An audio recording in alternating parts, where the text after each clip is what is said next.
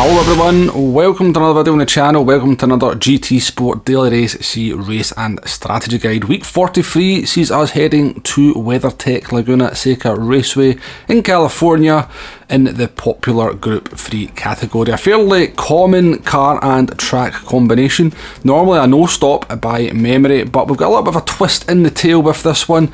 Taking a look at the detailed settings, we've got 14 laps to get around, tyre wear is at times 4, fuel at times 2, just the racing hard tyres that are available, so no mandatory tyre rules. But the one thing I have highlighted there in red, so you don't miss it, the most important element of this race is the return of the mandatory pit stop, just like we had back at Kyoto a couple of weeks ago in the Group 4 cars. BOP is on, damage is off, it's a rolling start and slipstream is real. So yes, the most important thing about this race is of course that mandatory pit stop, and the big question is, are we going to change tyres or are we not going to change tyres?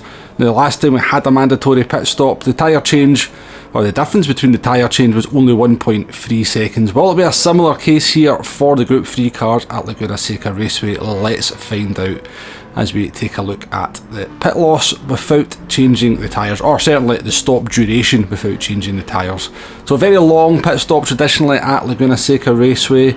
It's very well known for it. It takes a long time for the car to get into the pit box, but only 1.8 seconds of stationary time when we don't change the tyres. Let's keep that in mind as we now take a look at the pit loss with the tyre change, or to be more precise, the stop duration with the tyre change. This will give us an idea as into whether we want to be changing those tyres.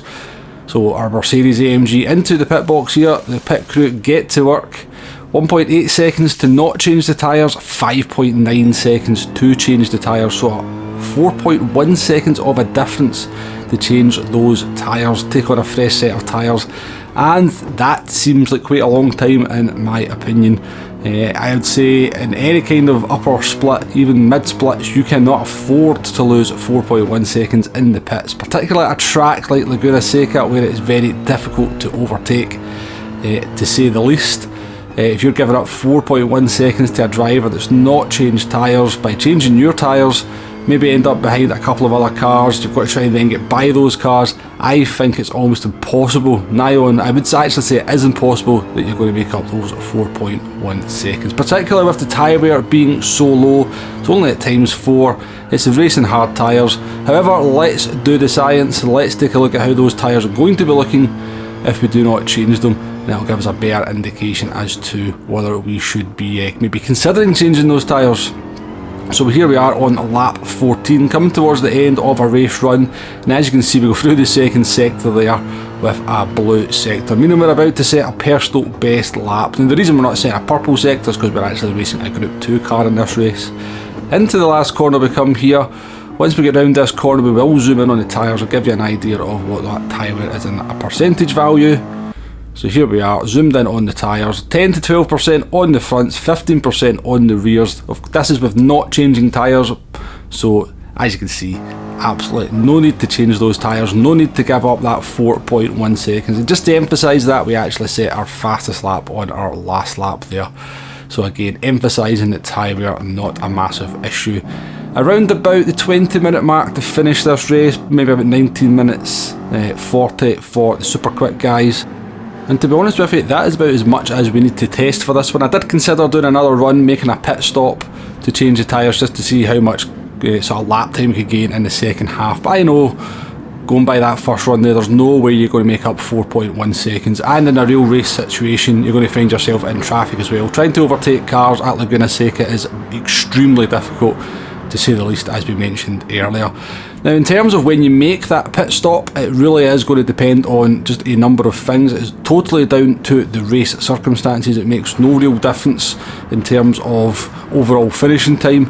Really in terms of strategy, all you're trying to do is find a little bit of clean track so you can actually put in some representative lap times. You know, for example, at last week's Daily Race C at the Nürburgring, when we did the live stream, we were embroiling some fighting towards the back. We found ourselves doing lap times in the 208s, 209s, when we knew we could do lap times in the 205s. So had we been able to make a pit stop at that time, then obviously we'd have been in the pits to try and get a little bit of clean track and try and set some lap times that we know we are capable of. And that's going to be pretty much the same story for this one.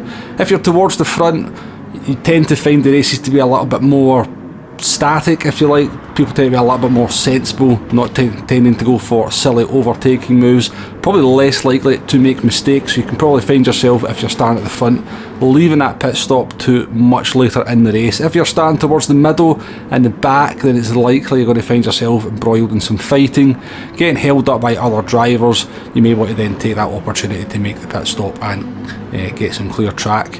And once all the pit stops unfold as the race progresses, hopefully you've made up some positions courtesy of that clear track. But in a nutshell, you have to make a mandatory pit stop for this one. Do not change the tyres because it costs you 4.1 seconds to change those tyres. You will not make that time back up in the race with the fresh tyre because the tyre wear is so low. And try and time your pit stop within the race to get the maximum advantage of some clear track.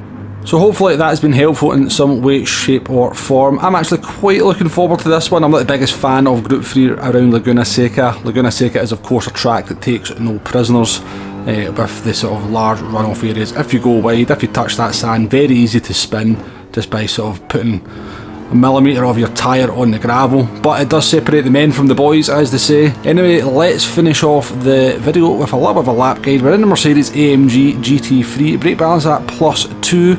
Let's head down towards turn number 1. You're looking for the number 3 board on the right hand side, braking just before that double apex first corner. What be sort of just nipping both apexes, coming in towards turn number 3 here. I think you're looking for the number 2 board. And coming into turn number 4, you're looking for the end of the curb on the left. Come off the throttle, throw the car in, avoid the sausage curb on the inside because that will bounce off into the gravel. Looking for the number 2 board here, braking just before it to get the car into the camber, and the apex here will help your car round the corner. Easy to go on the throttle too early and run wide, and we come towards the trickiest corner on the track. Again, it's the number 2 board, just looking for that one. Again, important to get your turn in point just correct with the sausage curb on the inside, and up towards the corkscrew we come now. As the track goes dark, you'll see the rubber markings on the track. That's where you kind of want to be looking for your braking point. A blind second part of the corkscrew in cockpit view. Keep it nice and tight here for the left hander, again avoiding the sausage curb in the inside, and again use the camber here to help the car around the corner, but don't be too generous with the curb as you've got another sausage curb there to bounce the car off. It's the first of the boards on the right hand side for the last corner. Keep it nice and tight, overslow the car, get it straight, get the throttle down and carry that speed all the way down the start finish straight there.